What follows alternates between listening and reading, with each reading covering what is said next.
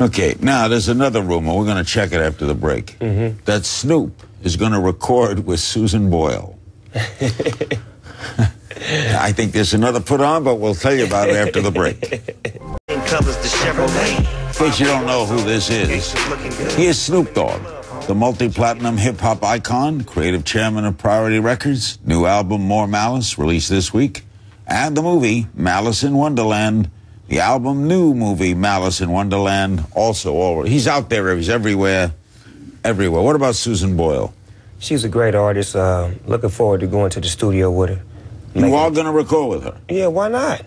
Have you picked out a song? No, I think we're going to have to get our minds together and figure out what we're gonna sing about.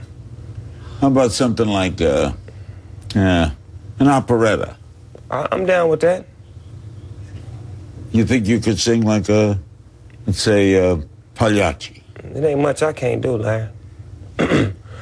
When the stars meet your skies in your eyes, then you fly, that's amore. That's amore. When the moon hits your eye like a big pizza pie. Oh, see, that's your version.